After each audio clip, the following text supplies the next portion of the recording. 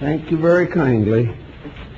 We have an interesting subject today which has not received the attention that would be appropriate in the past because things that are close at hand are not generally considered as deeply as matters of a far distant location. The American Indian is right here, and we have taken him for granted for a long time, and it is only in the last 20, 25 years that research concerning this great culture group has received a great deal of attention.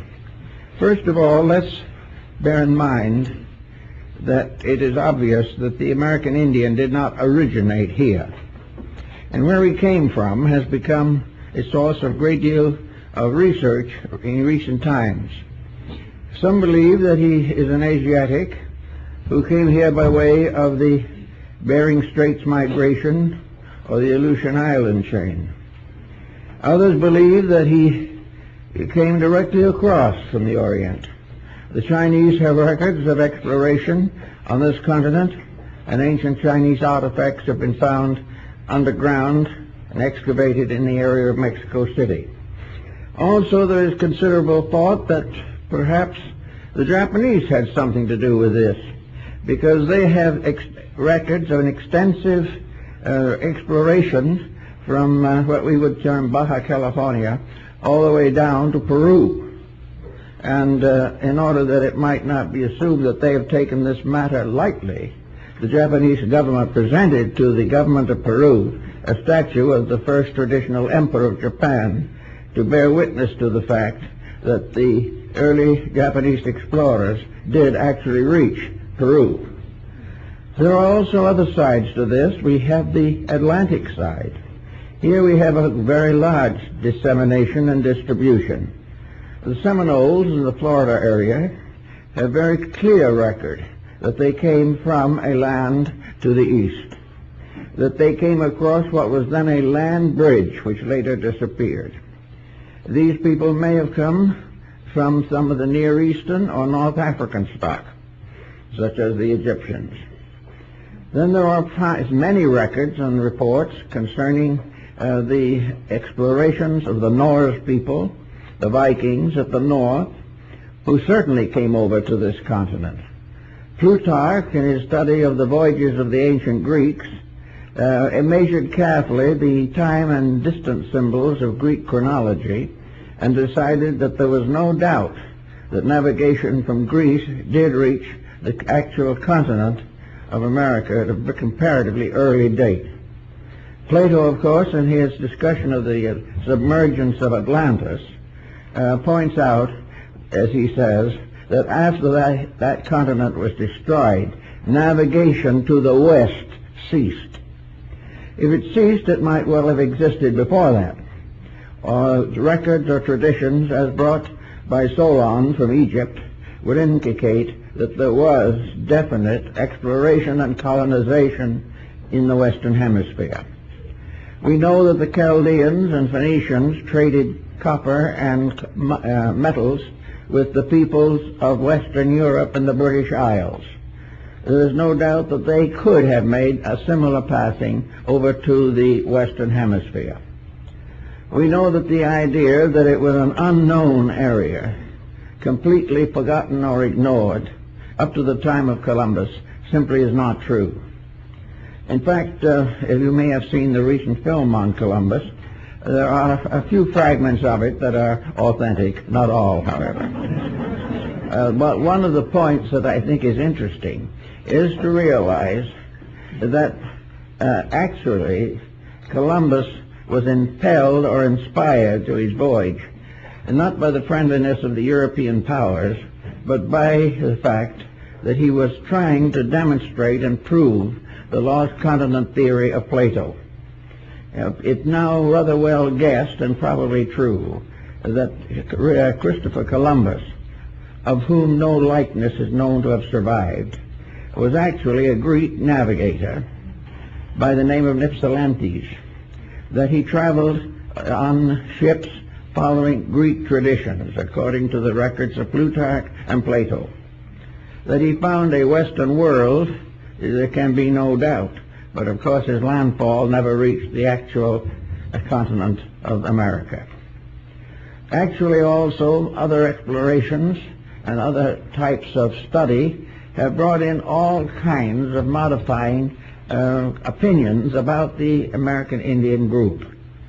We divide that group largely into the North American, Central American, and South American cultures. Because of the availability of certain records and the limitation of time, we have to summarize some of this material rather briefly to arrive at our principal subject. In the first place, there is much evidence that the cosmogony of the North American Indian group, and for that matter, the Central American, its cosmogony is almost exactly Phoenician. In other words, it has to do with the divisions of the universe, as these divisions were recognized in Europe and Asia very much earlier than any exploration in the Western Hemisphere. The universe of the American Indian was divided roughly into three sections, or three parts.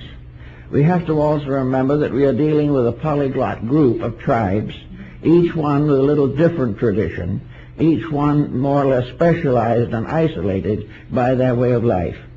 But at the same time, generally speaking, we find the triple phase of universal structure present in nearly all of the groups, as is pointed out very clearly by Schoolcraft, who is the principal earlier authority on the American Indians in the United States area. The three parts of the universe of the Phoenicians and later of the Indians consisted of the three divisions of the world. The first and highest division was heaven. Heaven was a vast expanse. Heaven was the abode of the primordial powers, the forces, the principles, from which all other things descended. The second division was the earth, in which the peoples created by the various deities lived out their destinies. And the third division was the underworld. The underworld was not regarded as a purgatorial region, but a dark earth from which all mortal things grew or came forth. In the Southwest Indians, a deluge myth exists, and the chosen tribes were saved by coming up from the underworld on the stalks of corn. They therefore came, and most mortals were believed to have come from the underworld. This is almost completely Greek and Egyptian, because it is assumed definitely in all classical systems that the material or objective structures of things came out of the earth and were met in a middle distance by the powers of deity descending, and the union of heaven and earth produced man. This is the simple statement of it. Of course, it is much more complicated. But in this respect, it was assumed that the three parts of the world were the same in principle as those set forth by Ptolemy of Alexandria, by the Brahmins, by the Lamas of Tibet, by the Buddhists, by the Greeks, the Egyptians, the Persians, and the early Semites. They all had the same basic pattern. Now the question naturally arises, was this pattern transferred from one area to another by travel, migration, exploration, or missionary activity? Or did these divisions arise from the natural internal consciousness of the person or the being itself? This probably cannot be completely solved, but the general trend today is to assume definitely that there was a contact between the Western Hemisphere and the sources of European, Near Eastern, and Asiatic cultures. These points are practically all demonstrated firmly in the records that have since come into existence and which are now being studied. Now, if this is the way it goes in general, then we have to consider how a religion develops within a tribal structure. Here we have, for the most part, except in the Southwest area, migrant peoples, tribes and groups that travel about over a vast area comparatively uninhabited. These groups were isolated into brood families. They were small cultural entities, 10 families, 50 families, 100 families. But they were worlds to themselves, and their entire existence was largely within the small local atmosphere of their own brood group. Now, over the brood group in the Indian philosophy of life, there was always the brood mother, and the descent was very largely on the mother's side, which follows almost precisely the teachings of Egypt. In Egypt, the descent of families was measured by the mother's family, and the royal of the line of Egypt descended on the mother's side. So in the brood family, for some unknown reason, they used the same concept as brought the pharaohs of Egypt to their thrones. And yet these were little groups of people wandering around with no real language in common, but bound together by the needs, tribulations, and problems of survival. So we have here the beginning of a tribal life, the tribe being composed of the children of one descent. Therefore, the government was parental. It was neither the government of the father nor of the mother, but of the family. And the tribe was a family. It did not consist of a series of individuals, each working out his own destiny as he saw fit. Everyone was related to everyone else, if not physically, at least psychologically. Now, in the Pueblos of the Southwest, of course, it became obvious that this parental concept, the one brood family, could result in difficulties, particularly genetic difficulties. Therefore, among the Pueblo peoples, there was always a division. There were always two houses and two parts to the brood family. Both parts were ruled by women, but the two family groups married across the Pueblo. Everyone had to marry a person from the opposite Pueblo. Now, how did they come to this particular conclusion, we do not know, but it is part of the ancient tradition that came down to them from the olds, from the wise ones, from the good, from the great that had gone before. Because they had no written language, it was inevitable that the Indian would develop the storyteller, the wise man, the sage, the sachem. They were all people who carried forward the tradition by word of mouth. Every young person growing up in an Indian tribe was instructed in the orenda of his people. Orenda was the atmosphere, the psychological realities of things. The tribe was held together not by birth primarily, nor by location, nor by mutual struggle for survival. They were all factors. But the principal factor was the orenda. And the orenda is a term we have finally gotten into the English language, but it had to come through the German before it got here. The orenda is actually the mysterious power of the story, the tradition. It was the telling of the glories of the past. It was a way of stimulating in each young person a respect for that which had gone before, and a determination to live up to the standards of integrities that came down from the ancestors. Now, this concept of orenda could be traceable to China, where the same concept was very strong, that each individual was responsible for preserving the reputation of his ancestors. This came in some cases to ancestor worship, and there were traces even of this in some of the tribal rites and ceremonies. But in any event, the orenda was to make you proud of the fact that you belonged to your tribe, that you had job and duty to perform, that it was your need and proper right that under all conditions you would sacrifice yourself for the common good. Each individual was therefore a defender of his people. And in this sense, the tribes developed a certain survival pattern that was useful and helpful. So the old taught the new. The old gave to the young the story of the people, and also the story of the dreams of the people, the hopes, the aspirations. It was also natural, of course, to follow in this situation the policies of the other continents. And one of the great policies of migration and migrant peoples was the policy of the masters of the journey. When a caravan left Egypt for the central part of Africa, or when each one in the Near East traveled on from Damascus to Antioch, a caravan was a unit of people.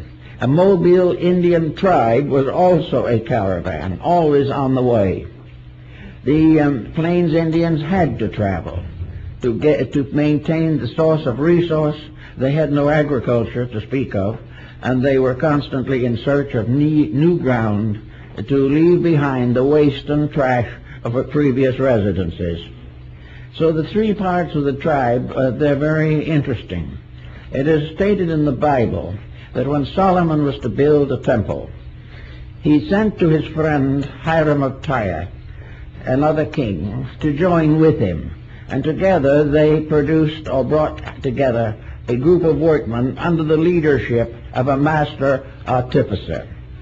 And the great temple was built by these three men working together: Solomon the king, Hiram the king, and Hiram the great artificer. Now in the caravan as it goes today across the wastes of Asia, the moment a caravan is organized, it becomes mandatory to elect the officers that are to rule the caravan, because caravans could be attacked by terrible storms, they could be attacked by wicked brigands, they could come into many kinds of evil, and it was necessary for the caravan to have a fully organized structure even before it set out. Maybe there would be 50 or 100 camels or more, but they had to be an organization to carry on the caravan. So they elected the master of the caravan, who was the final voice in all things relating to the journey. They also elected the master of the march, who had to do with the protection of the caravan from the dangers and terrors of the way. And the third officer was the master of rest and repose. He was the one that chose the campsite, made arrangements for water and food, and did everything that was necessary to protect the caravan through the hours of darkness. These were the three officers that had charge of this important phase of existence. Now among the Sioux people and among most of the American Indian tribes, every tribe had these three leaders that were appointed, that carried on the work of the people, maintained the tribe in its function, and probably the most famous of these was the Sioux triad, consisting of Chief Gall, Crazy Horse, and Sitting Bull. That particular tribe, the tribe that finally was the undoing of General Custer, that tribe had first the leader of the whole tribe. He was the one who corresponded to King Solomon. Then with him was the master of the march. This was Crazy Horse, the war chief. And the third was the counselor, the spiritual head, who reigned or ruled while the caravan was at peace, or where the tribe had no outside problems, who was the keeper of the culture and the religion of the people. And this was Sitting Bull. Now, how was a person like Sitting Bull appointed? No one knows just exactly, but from the tribal reports we believe that the medicine priests, or the medicine chiefs, or the chiefs of repose and rest, were born, not made. Every Indian in a tribe was considered with equal care to find out which one was obviously and strangely a mystic, who possessed some mysterious power that the Orenda had descended upon this person. And very often, every Indian had to do his vigil. And very often, the Indian who did his vigil had the vision of the Thunderbird.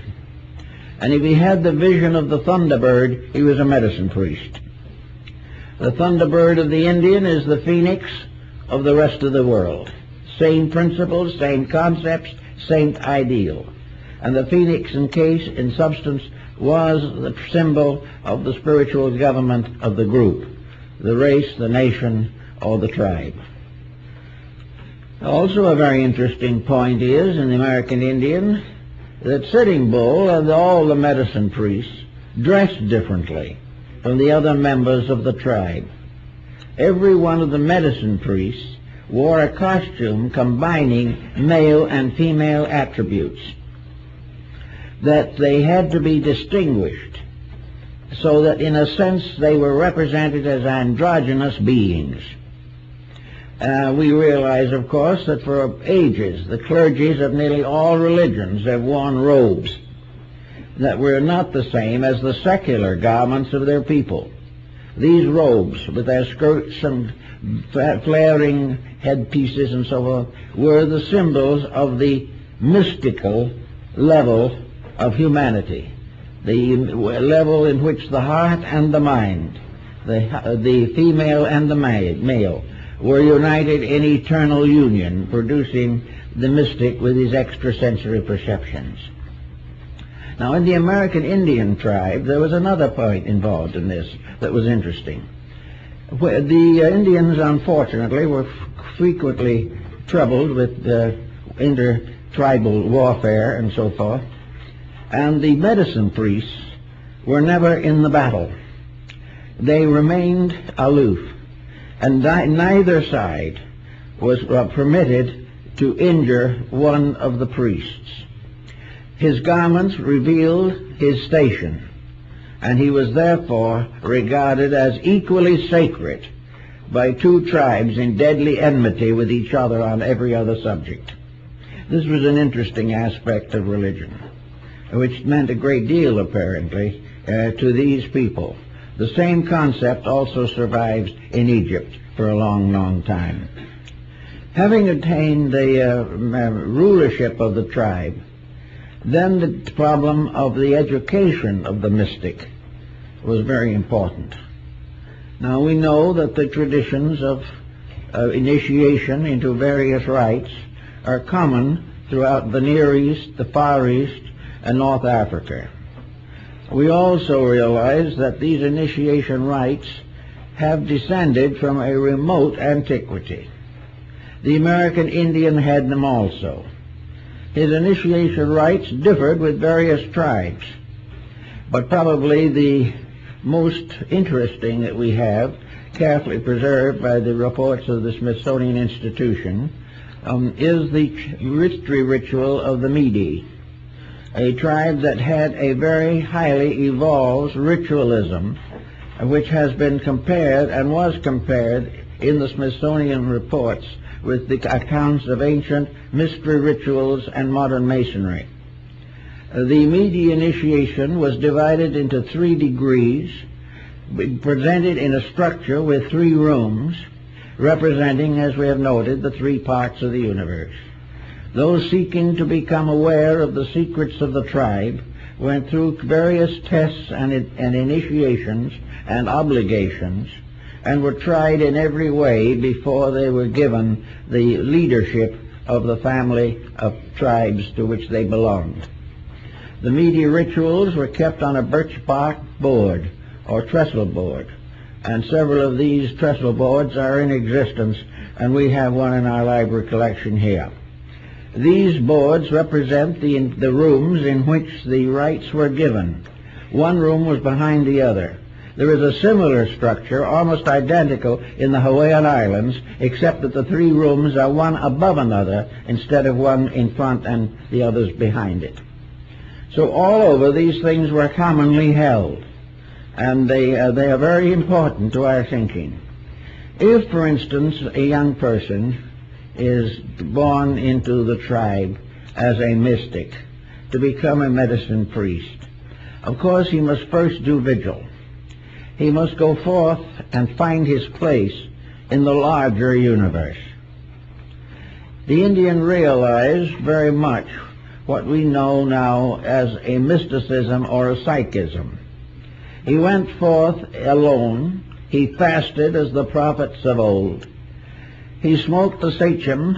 He smoked the pipe of the sachem, which was the same as the burning altar of Jerusalem.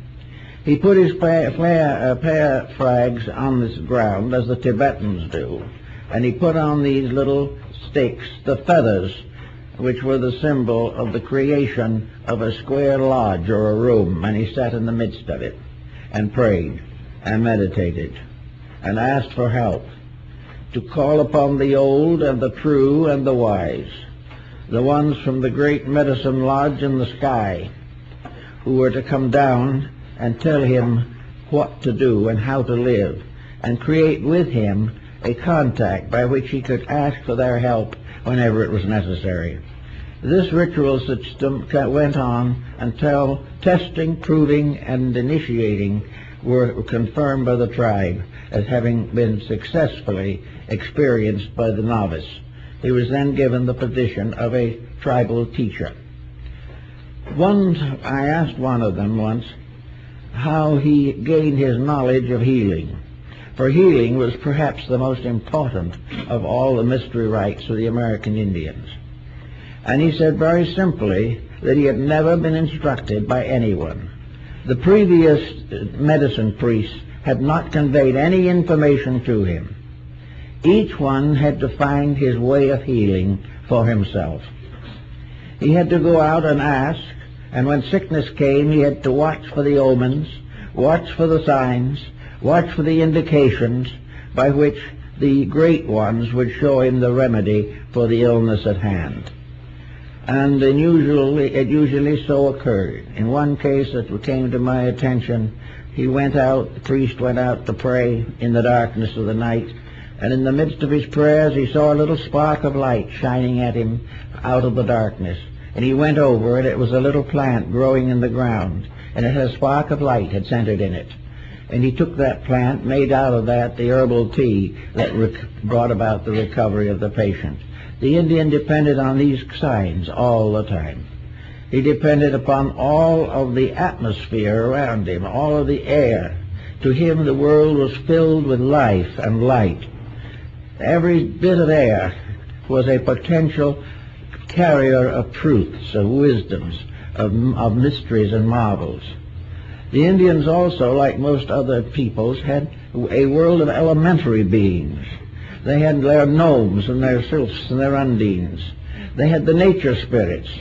Among the nature spirits were the water Indians, who came on to the land only on rare intervals, and the cave Indians, who came out only at night. And Longfellow in his Hiawatha describes a number of these elementary forms that were believed in by the Indians and which appeared to them in dreams and visions. Now, the Indian was not essentially a cruel person, but he was confronted with a situation that was very difficult for him to solve. He had to feed his people. He had no agriculture as we know it. Most of his land would not support a great abundance of natural foods. He had to therefore hunt. He had to go out and follow the buffalo herds and gain the food for his people. But the Indian was not a sportsman.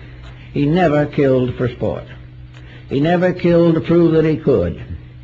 And he took a very deep and mystical and mysterious attitude in connection with hunting for food.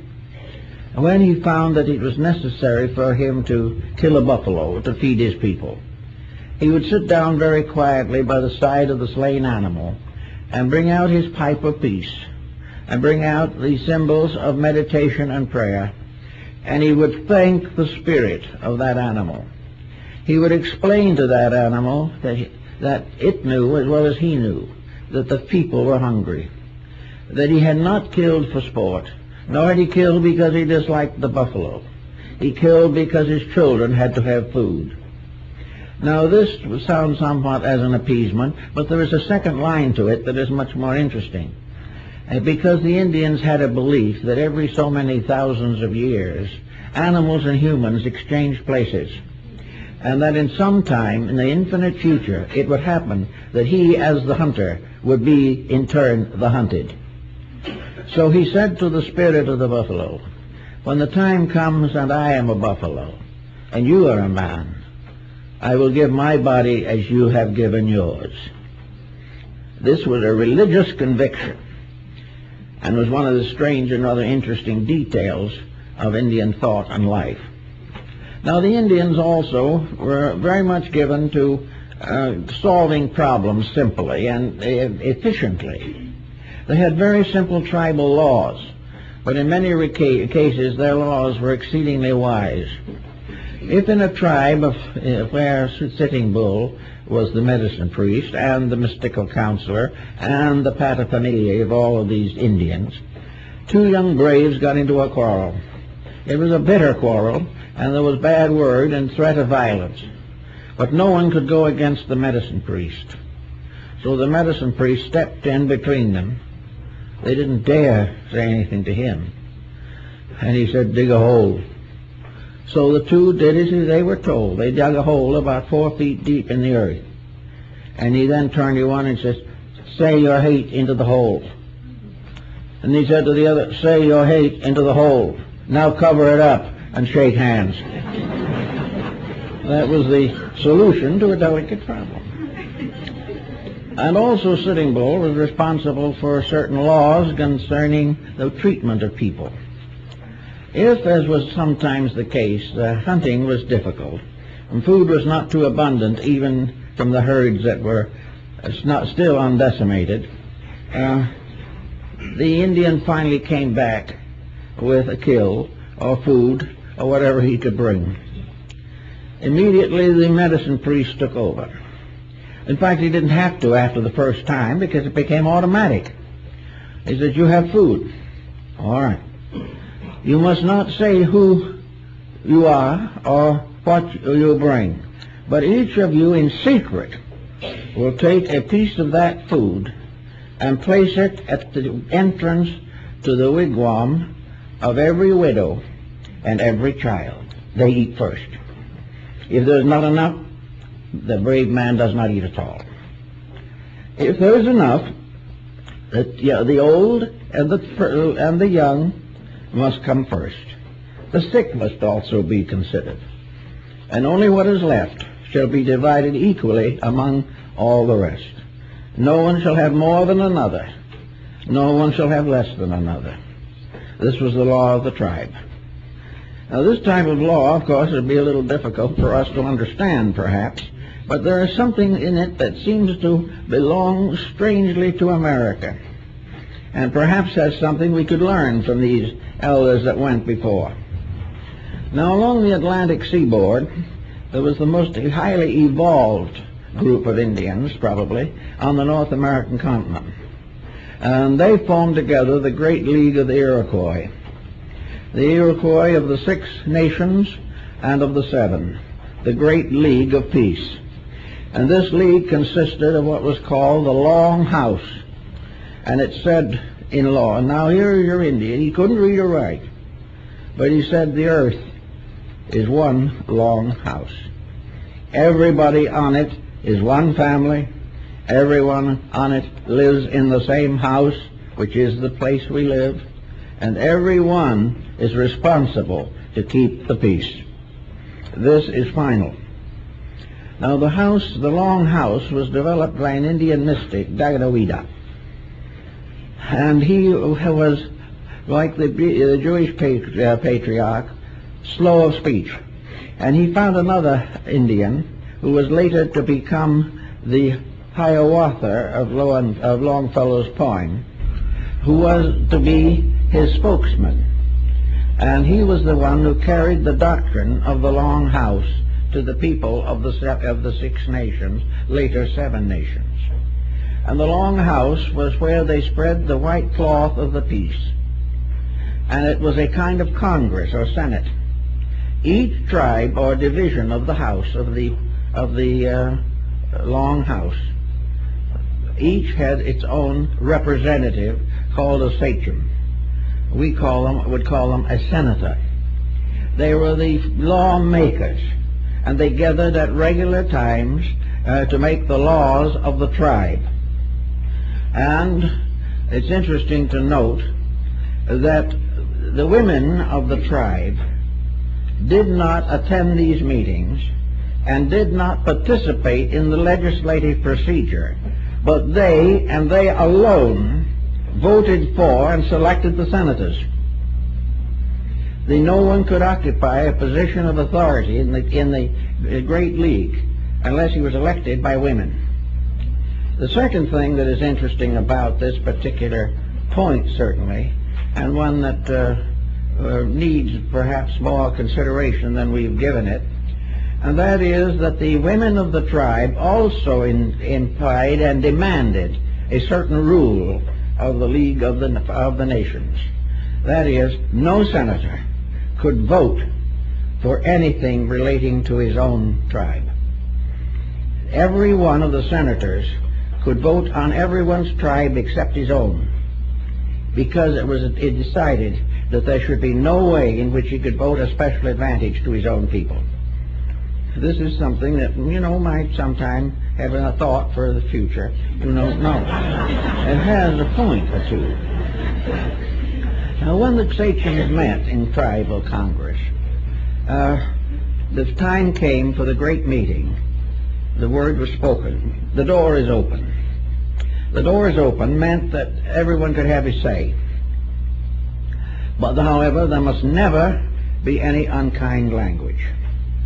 Never should one candidate or one senator rebuke another. No one should tell what was wrong with the other. He should tell what was right with what he thought was necessary. He should not say, I'm wiser, I am brighter, I am better informed than the others. He should say, this is what I propose. Everyone can have their own say. And when it was all finished and it was decided what was going to happen, then the door was closed again, and these senators went back to their normal tribal responsibilities. A group of these were sent to England at one time in the early days, while the tribe of the League of Nations was still very powerful, and presented at court, and they made a tremendous impression. They arrived in full feathers, with all their bearskins and their moccasins and their beadwork, and the reports of the English government at that time said that they were the most solemnly honorable people they had ever seen, that they were there for a purpose, and they did the purpose for which they were appointed. Now the tribe went along and gradually involved some other members, and was gradually becoming a very powerful instrument. It still exists in certain parts of Canada as a tribal rule or a tribal law or procedure. One of the most interesting points, perhaps, in connection with this was the relationship between the Great League and William Penn. William Penn was one of the white people whom the Indians learned to really like. And they admired him on the ground that they knew he would never break his word, that he always kept his promise, and he was always fair to them. When Penn came to the United States, he brought with him a grant of land from the King of England. The King of England charged Penn's family and those settlers that went with him a very tidy sum for this grant. So when he left, he told the king, he had an audience with the king, told the king he was going to make arrangements to purchase this land from the Indians. And the king said, but you've already bought it from me, and I think you paid a pretty good price for it. And Penn said, I'm sorry, sire, I can't take it that way, because you had no right to sell it to me. It belonged to the Indians, and I'm paying them for it. This is what they liked about him among the Indians. Also, the tribe developed what was called the Peace Belt, possibly the first passport that we know of. The Peace Belt was made either of shell wampum or bead wampum. And the great Peace Belt of Penn is in exhibition until Philadelphia now. But this Peace Belt enabled a member of the tribes to travel anywhere among all most distant and warlike peoples And if he carried the peace belt, he was absolutely safe. No one would do anything to injure him. Because one of the things these people did have that was very important was they had a certain integrity of spirit that was not easily affected by changing circumstances. All of which now brings us to one of the keynote situations of the whole matter. What is the way in which we can best define the way of the Indian religion? First of all, we must assume that it is a natural religion, a religion that comes from observation and reflection and not from indoctrination. The Indian lives close to nature, and like most primitive people, even now, the Indians had a very deep, mysterious communion with the earth. They came so close to dependency upon it that they gained a great respect for nature. They respected all life, every living thing. They respected and believed in life, and they believed that all creatures, great and small, had souls just as much as they had. That everything was alive, everything was divine in its substance and essence, and regardless of circumstances must always be treated with respect and decency. That we learn mostly by quietly contemplating the realities of life.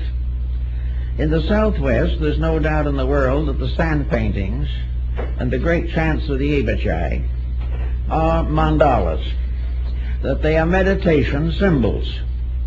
They were created especially for a purpose, most of them, and that purpose was healing. But the actual symbol itself, if you go to one reservation today and one of the surviving medicine priests makes a sand painting, and you go to another reservation 200 miles away and have another painter do the same subject, these men have never met each other. They've had no contact of any kind, but there will not be the slightest difference between the two pictures. These pictures come down from a traditional background. They are carried in the mind for ages. They are part of the orenda. They are part of the way in which the Indian, not having a written language, makes pictures of the realities of his own existence. Pictures for the contemplation of life. These pictures have meanings for others, but a special meaning for himself. For he's actually drawing a picture of his own inner life, of the part of himself which belongs to the great world around and above. This type of picture, therefore, is a meditation device or symbol. The Indian's final contact with life is the voices. Now these we would term psychic impressions.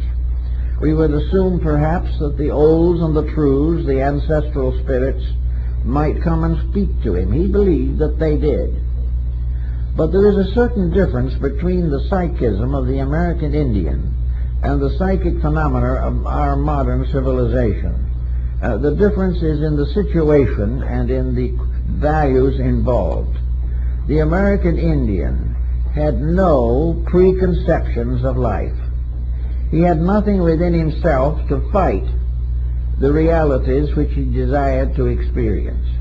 He had not been indoctrinated with all kinds of beliefs. He had not developed intense neuroses of one kind or another. He had not so complicated his own inner life that when he was perfectly quiet, the thing that came through was a babble of voices. He was completely simple in himself. He expected to live and die in the position he occupied. He had no thought of wealth, no desire for authority. He had no concept of the complication of his life or of his civilization. He lived out his years as a part of a small tribal unit dedicated to cooperation. Now, it would naturally follow that such a person, becoming very quiet, would be able to open a door inward a door that would not open into a pandemonium of doubts, fears, and anxieties, but into a very simple type of thing which was almost the inner world of a small child.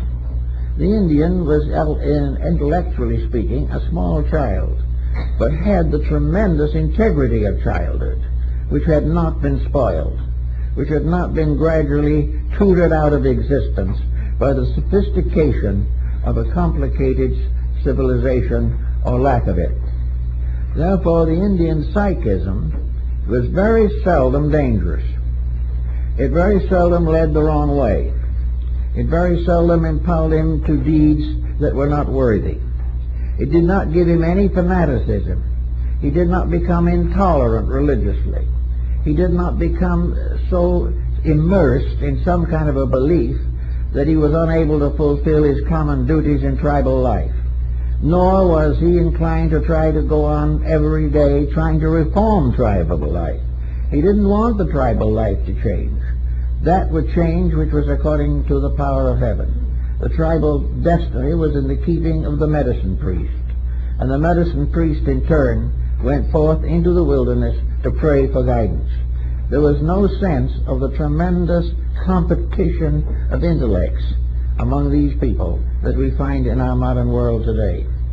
And the very simplicity of their lives contributed very greatly to the integrity of their psychic inner impressions.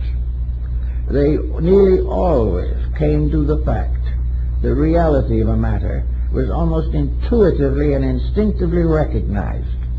There was no need to cut through all kinds of false beliefs. There was no need for elaborate intellection on these subjects. It was to be still and very quiet and ask that which never fails, the tremendous integrity of existence itself. Now, the Indian also had certain attitudes concerning death.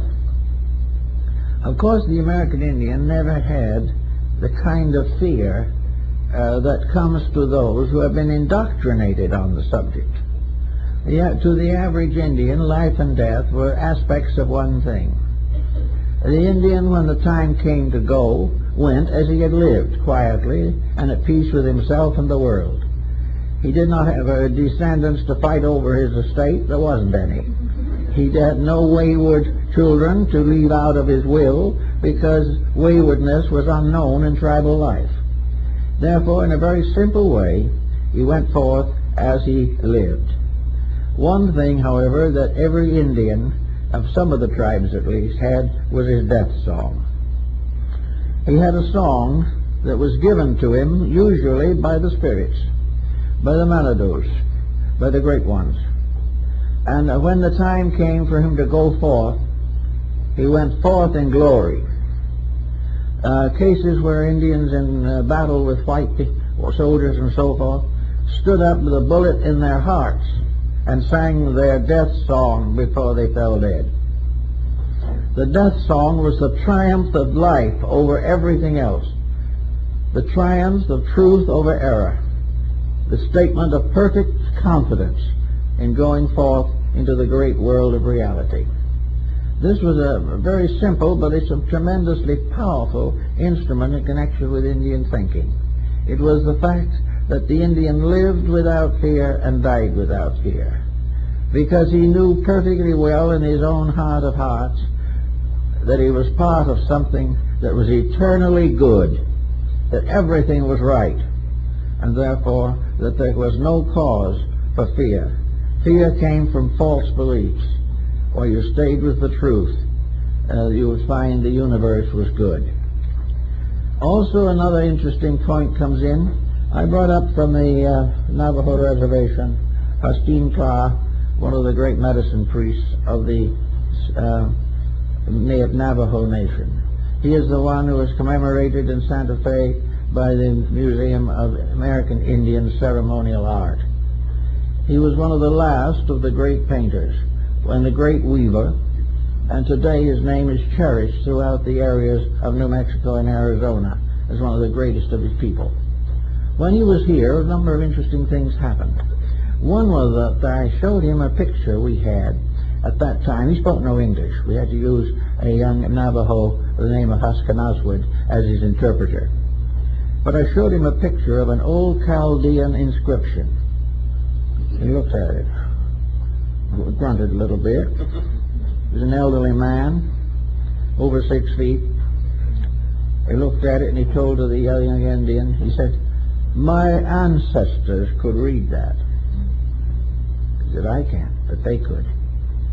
In other words, the hint there seemed to be that everything that we showed him that had to do with ancient cultures of Egypt and so was subconsciously familiar to him.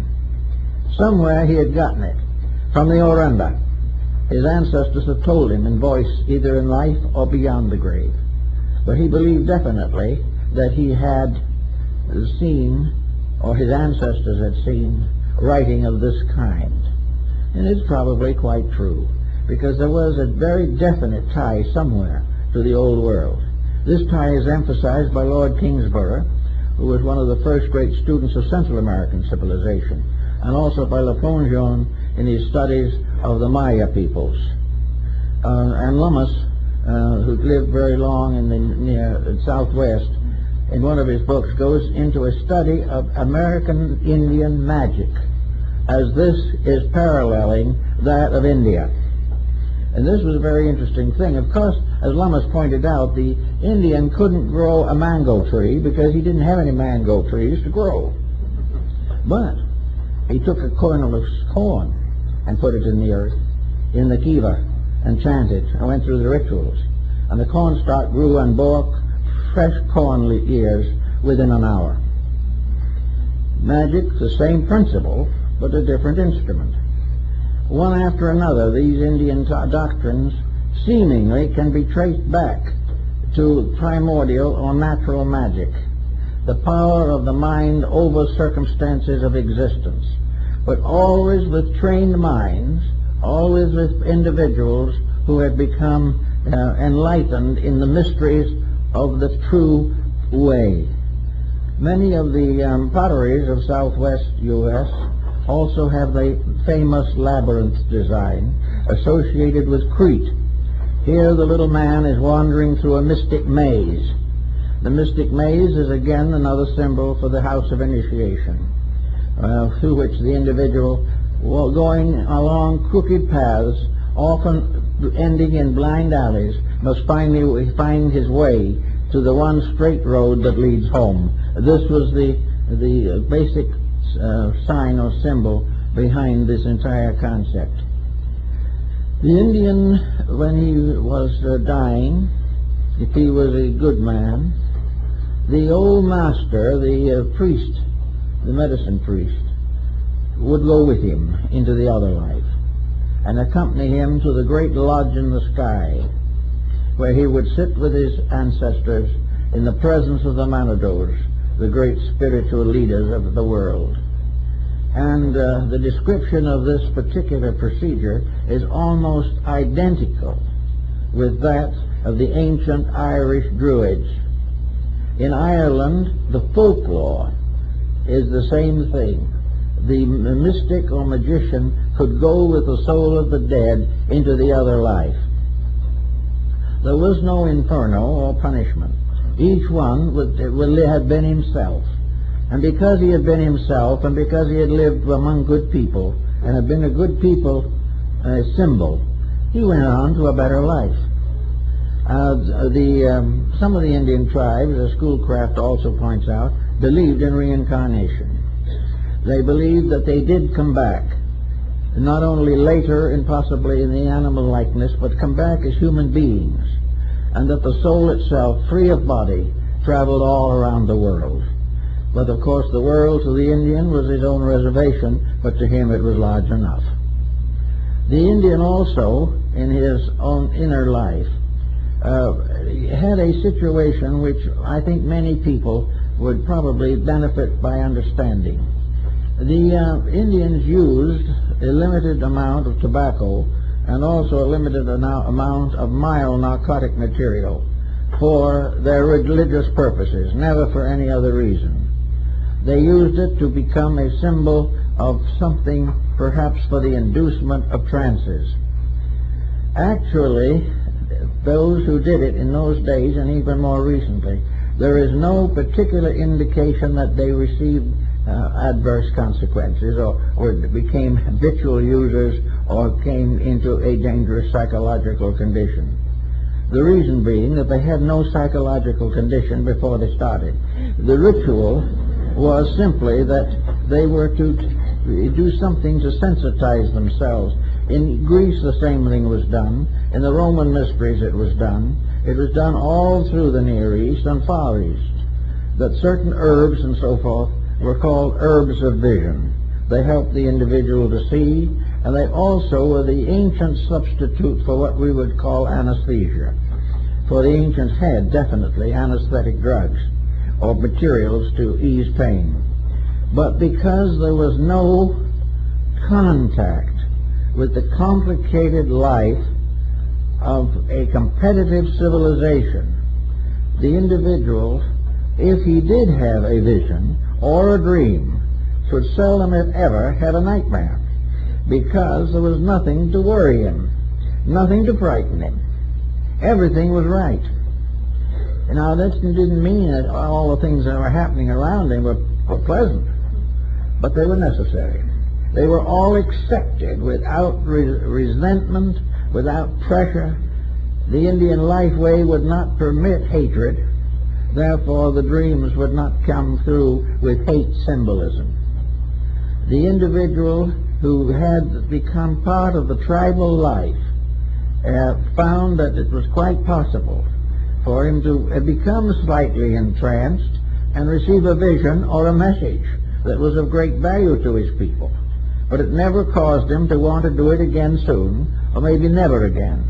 But it was a fact that if he himself had no guile in him, the setting up of habits, like narcotic habits, which take hold of the individual who has never taken hold of himself.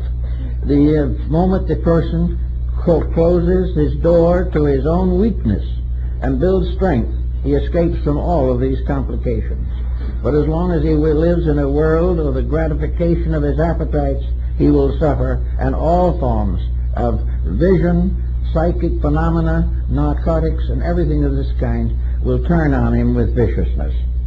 It's because he himself is not basically clean. Clean of tensions and stresses. Clean of all the things that cause great trouble to the average person. It's interesting also to note that in the southwest region, there's several very famous old medicine priests, and a great many of the Anglo, that is the non-Indian, non-Mexicans living in the area, would like to use those fellows for their doctors. They didn't have too much faith in the local medic, and they would have been delighted. But the Indians won't take them because of the complications involved with the American Medical Association. But occasionally someone sneaks through anyway, but it's very rare. But those who have had such experiences have been very much amazed at the constructive results. As the Smithsonian and the American Bureau of Ethnology reports also includes some discussion of the snake dance phenomena of the Southwest. This phenomena has been variously interpreted. One group, of course, that doesn't believe in anything particularly, says that they are harmless snakes. The other group says in some way the poison has been taken out of them, and a third group just doesn't know anything about it anyway. But in these ceremonies, those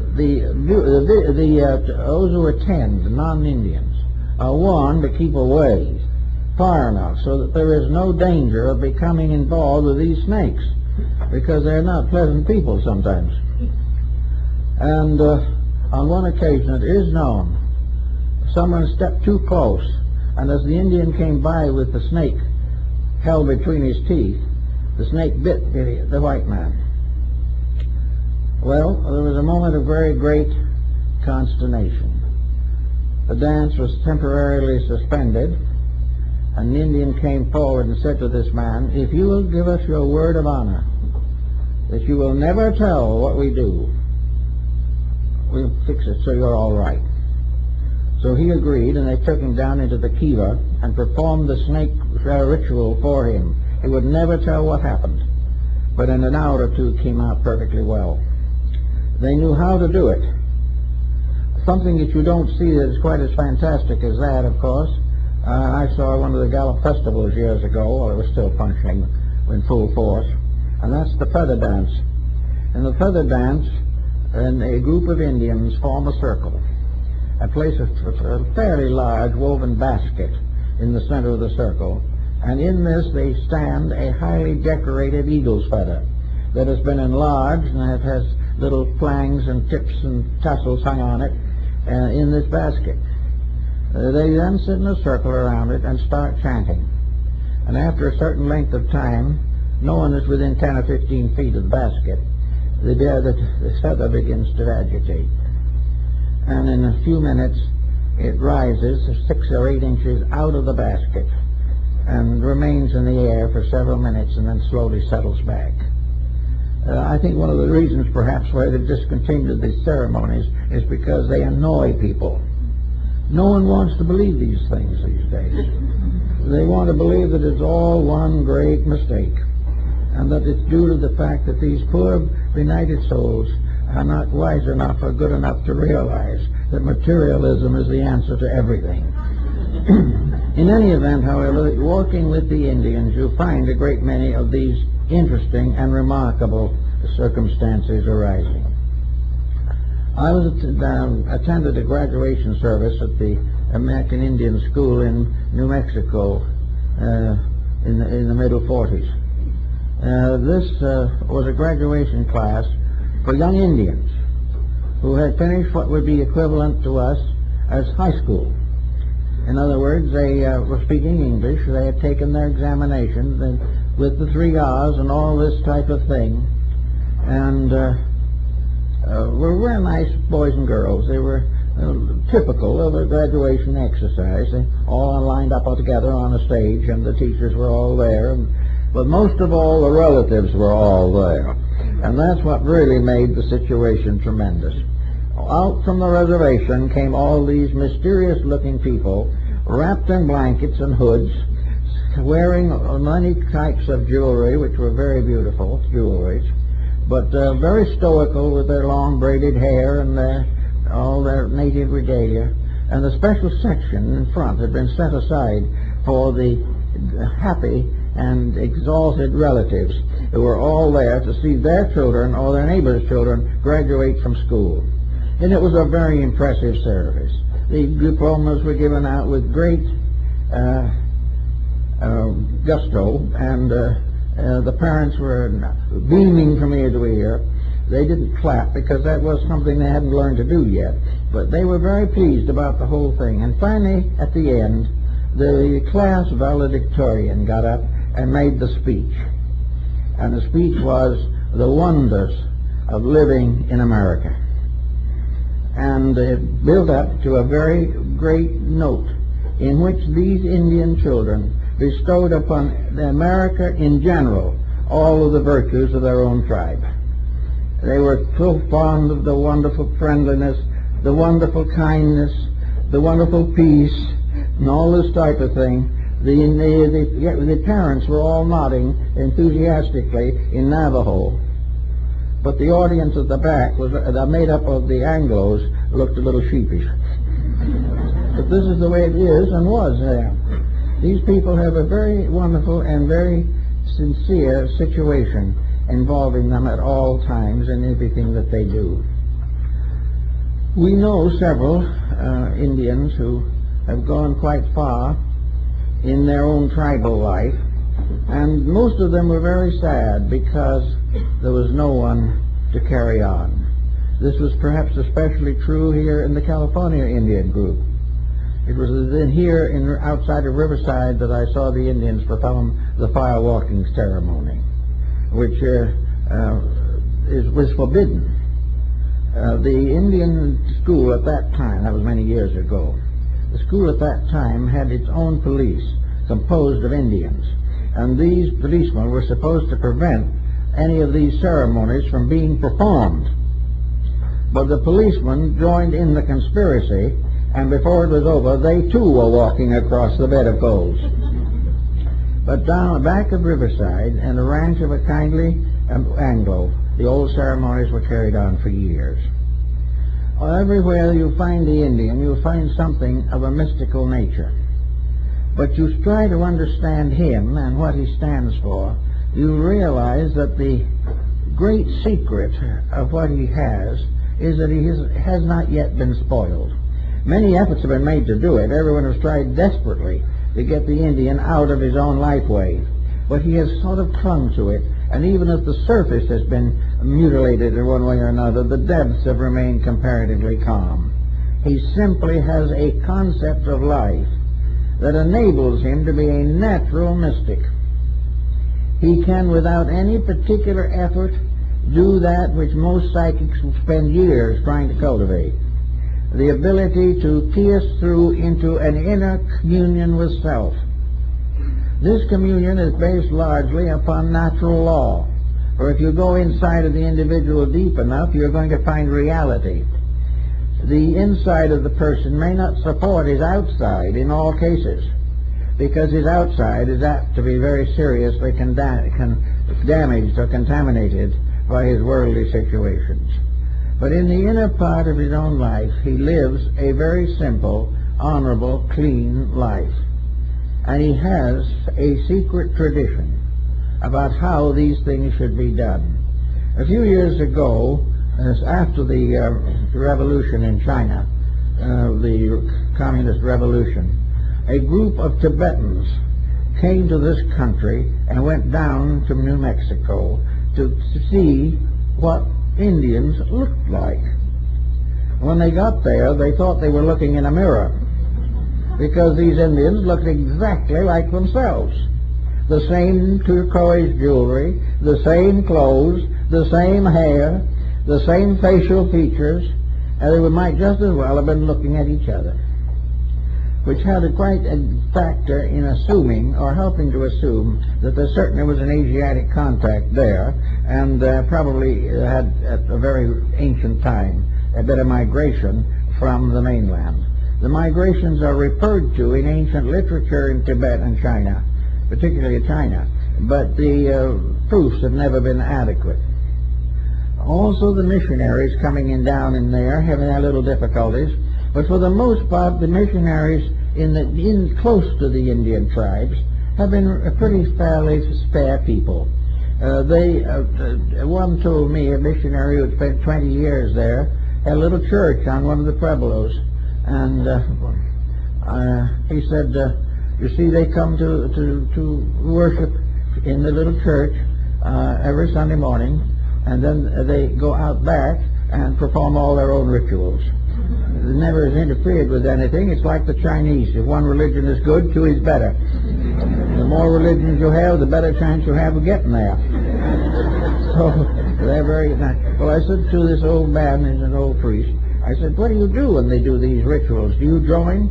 Well, he said, I don't say I join, but something tells me that I got to get someplace on the other side of the reservation and take care of a little private business. He's never interfered with them. And actually, as he told me seriously, he says there's some points so close to our own we wouldn't know where to start interfering. The native religions of these people are for the most part very good basic religions, very, very, very fine examples of integrities. Actually, the universe, therefore, consists of these three worlds. And in man, these three worlds are the three parts of himself: body, mind, soul. These are all aligned to their own realms. Each of these belongs to itself. The body is part of a great plan. The body is part of the world in which it exists. It lives in the world, it lives by keeping the laws of the world. And it continues for its appointed time. Within the body is the mind. And it is the mind that guides the body and makes possible that the body shall become improved The mind helps to protect the body. It guards it against evils that might otherwise destroy it. And the instruments of the mind are the sensory perceptions, by means of which man is warned of danger or given various ways of improving his life. The other part, the spiritual part, is very secret, very mysterious. It is not symbolized too much, but the great leader of this particular phase of existence is the Manado. The Manado is the great one, the eternal one. The Manado is the one who has his throne upon the North Pole, usually, or somewhere in its equivalent, on the top of one of the mountains of the reservations, apparently. But the Manado is the father of all that lives. And the father of all that lives has two messengers, the phoenix and the serpent. The phoenix bird carries the messages of the Manado to the mind of man and to nature. The serpent is the great earth principle which bears witness and sends up its messages to the mind. Therefore, the outer life is protected by the serpent. The higher life is protected by the phoenix, or the sacred bird.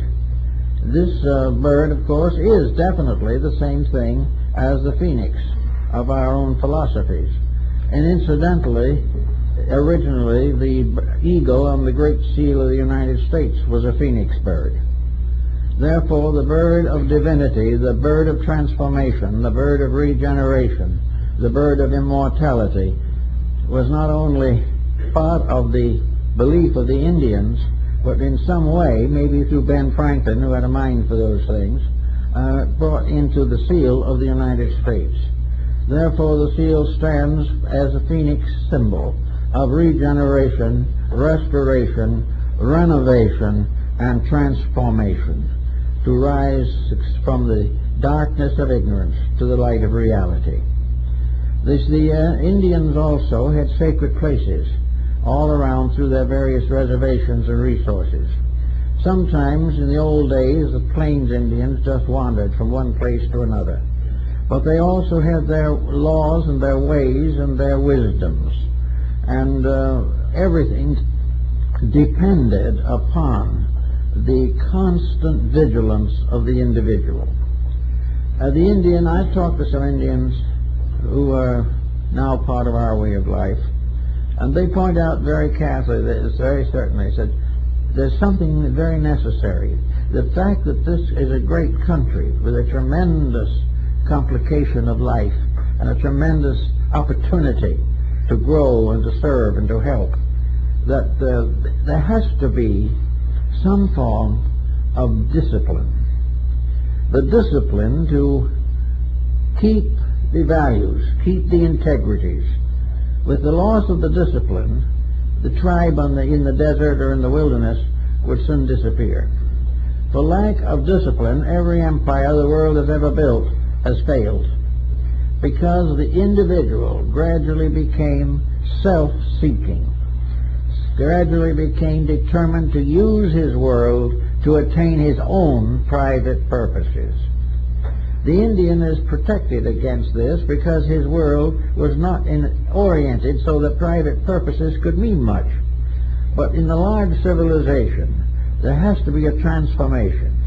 We have to learn what the Indian learned when he fed the old and the young first. We have to learn of a great responsibility, and Confucius gave us a very great key to this, that a surviving civilization has to have its integrities. Now, how do we get these integrities? Can we pass laws for them? We can, but the laws will be broken in a moment. If we are out to find leaders, can the leader lead the rest? Very unlikely.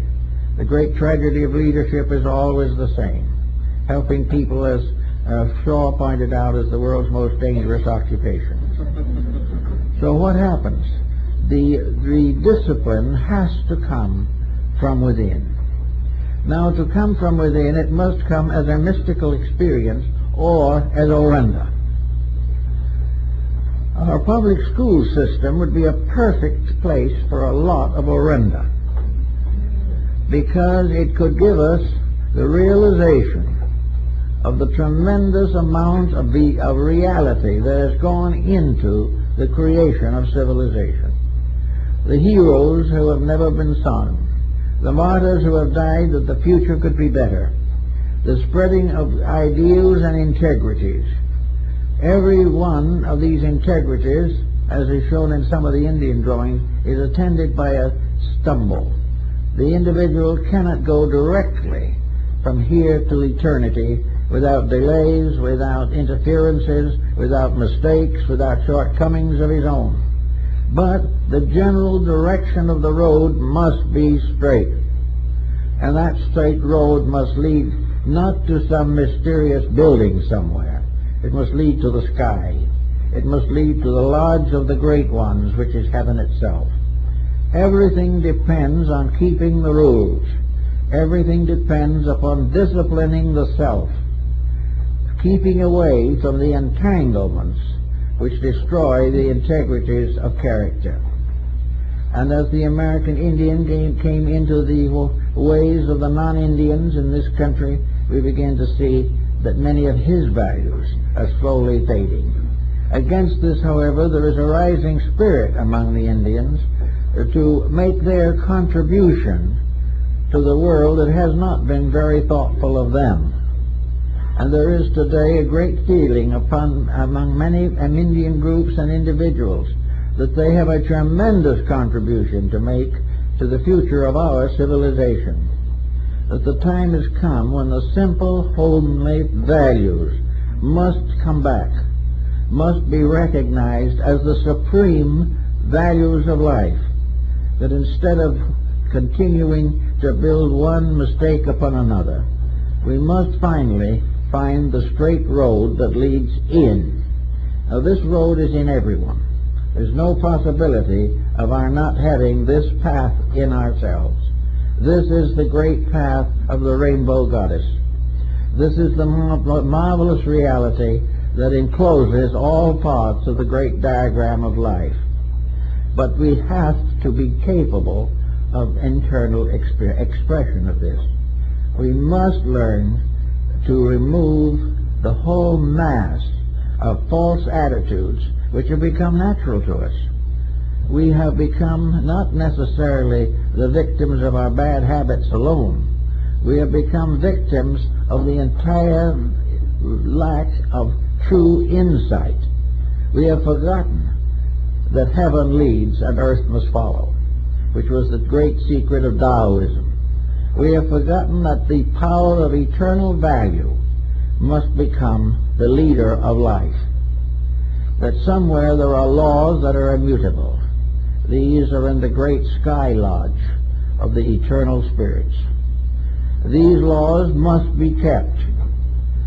They cannot be forced upon us by the gods, because the laws are meaningless to us unless we voluntarily accept them.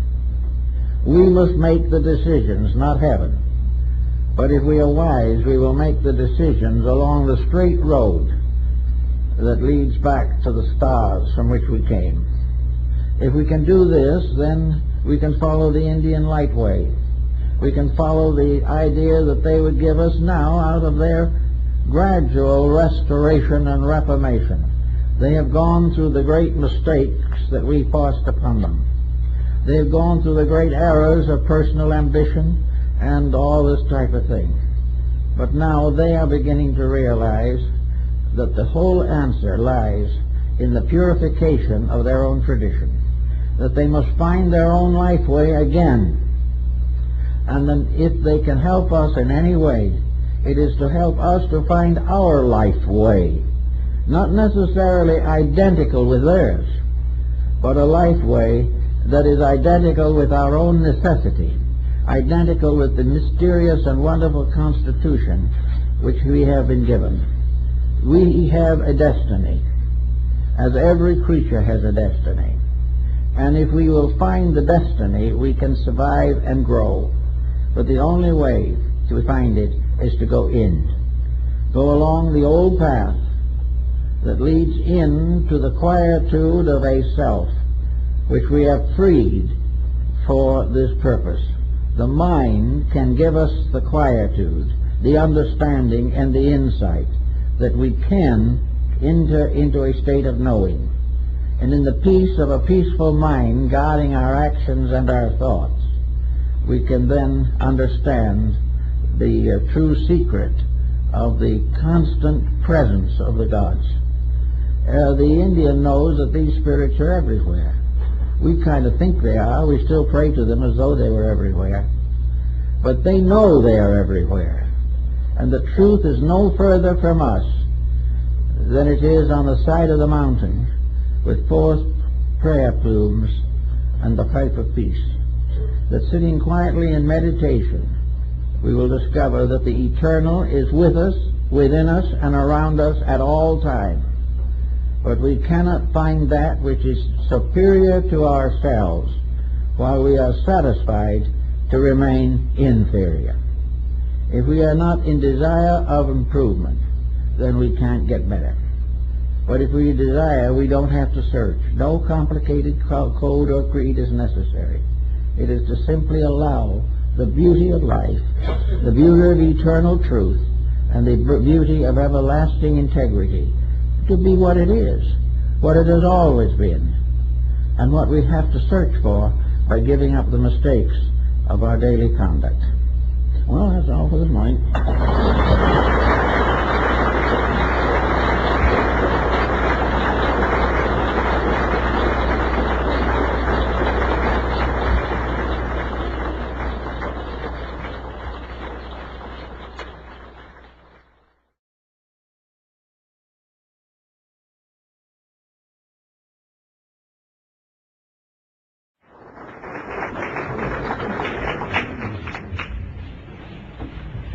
Thank you very kindly. We have an interesting subject today which has not received the attention that would be appropriate in the past because things that are close at hand are not generally considered as deeply as matters of a far distant location. The American Indian is right here, and we have taken him for granted for a long time, and it is only in the last 25 years, the research concerning this great culture group has received a great deal of attention. First of all, let's bear in mind that it is obvious that the American Indian did not originate here. And where he came from has become a source of great deal of research in recent times. Some believe that he is an Asiatic who came here by way of the Bering Straits migration or the Aleutian Island chain. Others believe that he came directly across from the Orient. The Chinese have records of exploration on this continent, and ancient Chinese artifacts have been found underground and excavated in the area of Mexico City. Also, there is considerable thought that perhaps the Japanese had something to do with this, because they have records of an extensive exploration from what we would term Baja California all the way down to Peru. And in order that it might not be assumed that they have taken this matter lightly, the Japanese government presented to the government of Peru a statue of the first traditional emperor of Japan to bear witness to the fact that the early Japanese explorers did actually reach Peru. There are also other sides to this. We have the Atlantic side. Here we have a very large dissemination and distribution. The Seminoles in the Florida area have very clear record that they came from a land to the east, that they came across what was then a land bridge which later disappeared. These people may have come from some of the Near Eastern or North African stock, such as the Egyptians. Then there are many records and reports concerning the explorations of the Norse people, the Vikings at the north, who certainly came over to this continent. Plutarch, in his study of the voyages of the ancient Greeks, measured carefully the time and distance symbols of Greek chronology and decided that there was no doubt that navigation from Greece did reach the actual continent of America at a comparatively early date. Plato, of course, in his discussion of the submergence of Atlantis, points out, as he says, that after that continent was destroyed, navigation to the west ceased. If it ceased, it might well have existed before that. Records or traditions as brought by Solon from Egypt would indicate that there was definite exploration and colonization in the Western Hemisphere. We know that the Chaldeans and Phoenicians traded copper and metals with the peoples of Western Europe and the British Isles. There is no doubt that they could have made a similar passing over to the Western Hemisphere. We know that the idea that it was an unknown area, completely forgotten or ignored up to the time of Columbus, simply is not true. In fact, if you may have seen the recent film on Columbus, there are a few fragments of it that are authentic, not all, however. But one of the points that I think is interesting is to realize that actually Columbus was impelled or inspired to his voyage, and not by the friendliness of the European powers, but by the fact that he was trying to demonstrate and prove the lost continent theory of Plato. It's now rather well guessed, and probably true, that Christopher Columbus, of whom no likeness is known to have survived, was actually a Greek navigator by the name of Ypsilantes, that he traveled on ships following Greek traditions, according to the records of Plutarch and Plato. That he found a Western world, there can be no doubt, but of course his landfall never reached the actual continent of America. Actually also other explorations and other types of study have brought in all kinds of modifying opinions about the American Indian group. We divide that group largely into the North American, Central American, and South American cultures. Because of the availability of certain records and the limitation of time, we have to summarize some of this material rather briefly to arrive at our principal subject. In the first place, there is much evidence that the cosmogony of the North American Indian group, and for that matter, the Central American, its cosmogony is almost exactly Phoenician. In other words, it has to do with the divisions of the universe, as these divisions were recognized in Europe and Asia very much earlier than it cannot be completely solved.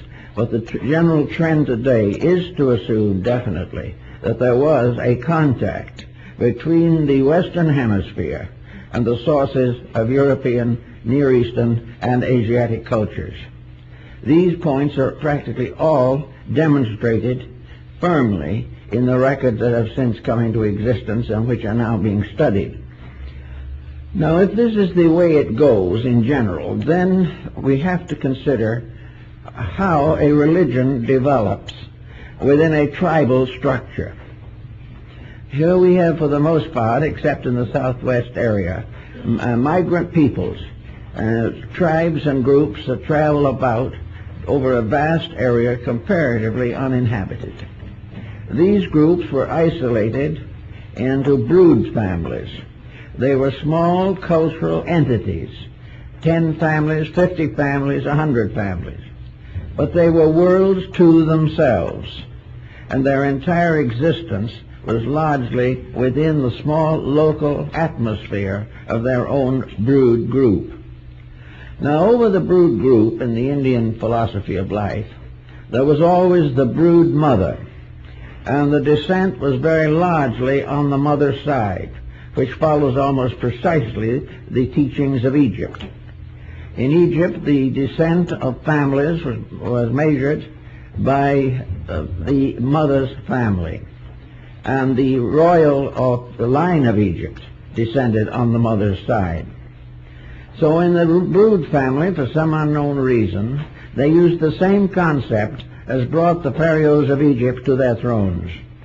And yet these were little groups of people wandering around with no real language in common, but bound together by the needs, tribulations, and problems of survival. So we have here the beginning of a tribal life, the tribe being composed of the children of one descent. Therefore, the government was parental. It was neither the government of the father nor of the mother, but of the family. And the tribe was a family. It did not consist of a series of individuals, each working out his own destiny as he saw fit. Everyone was related to everyone else, if not physically, at least psychologically.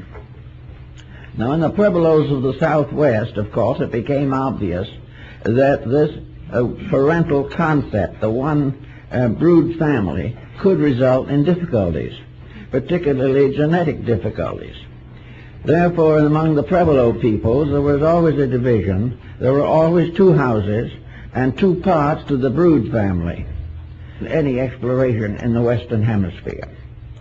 The universe of the American Indian was divided roughly into three sections, or three parts.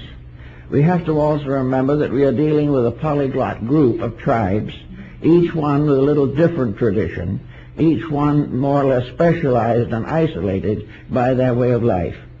But at the same time, generally speaking, we find the triple phase of universal structure present in nearly all of the groups, as is pointed out very clearly by Schoolcraft, who is the principal earlier authority on the American Indians in the United States area. The three parts of the universe of the Phoenicians and later of the Indians consisted of the three divisions of the world. The first and highest division was heaven. Heaven was a vast expanse. Heaven was the abode of the primordial powers, the forces, the principles, from which all other things descended. The second division was the earth, in which the peoples created by the various deities lived out their destinies. And the third division was the underworld. The underworld was not regarded as a purgatorial region, but a dark earth from which all mortal things grew or came forth. In the Southwest Indians, a deluge myth exists, and the chosen tribes were saved by coming up from the underworld on the stalks of corn. They therefore came, and most mortals were believed to have come from the underworld. This is almost completely Greek and Egyptian, because it is assumed definitely in all classical systems that the material or objective structures of things came out of the earth and were met in a middle distance by the powers of deity descending, and the union of heaven and earth produced man. This is the simple statement of it. Of course, it is much more complicated. But in this respect, it was assumed that the three parts of the world were the same in principle as those set forth by Ptolemy of Alexandria, by the Brahmins, by the Lamas of Tibet, by the Buddhists, by the Greeks, the Egyptians, the Persians, and the early Semites. They all had the same basic pattern. Now the question naturally arises, was this pattern transferred from one area to another by travel, migration, exploration, or missionary activity? Or did these divisions arise from the natural internal consciousness of the person or the being itself? Both parts were ruled by women, but the two family groups married across the Pueblo. Everyone had to marry a person from the opposite Pueblo. Now, how did they come to this particular conclusion, we do not know, but it is part of the ancient tradition that came down to them from the olds, from the wise ones, from the good, from the great that had gone before. Because they had no written language, it was inevitable that the Indian would develop the storyteller, the wise man, the sage, the sachem.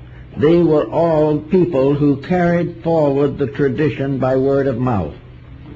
Every young person growing up in an Indian tribe was instructed in the orenda of his people. Orenda was the atmosphere, the psychological realities of things. The tribe was held together not by birth primarily, nor by location, nor by mutual struggle for survival. They were all factors.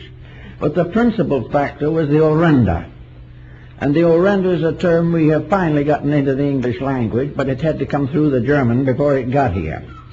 The orenda is actually the mysterious power of the story, the tradition. It was the telling of the glories of the past. It was a way of stimulating in each young person a respect for that which had gone before, and a determination to live up to the standards of integrities that came down from the ancestors. Now, this concept of orenda could be traceable to China, where the same concept was very strong, that each individual was responsible for preserving the reputation of his ancestors. This came in some cases to ancestor worship, and there were traces even of this in some of the tribal rites and ceremonies. But in any event, the orenda was to make you proud of the fact that you belonged to your tribe, that you had job and duty to perform, that it was your need and proper right that under all conditions you would sacrifice yourself for the common good. Each individual was therefore a defender of his people. And in this sense, the tribes developed a certain survival pattern that was useful and helpful. So the old taught the new. The old gave to the young the story of the people, and also the story of the dreams of the people, the hopes, the aspirations. It was also natural, of course, to follow in this situation the policies of the other continents. And one of the great policies of migration and migrant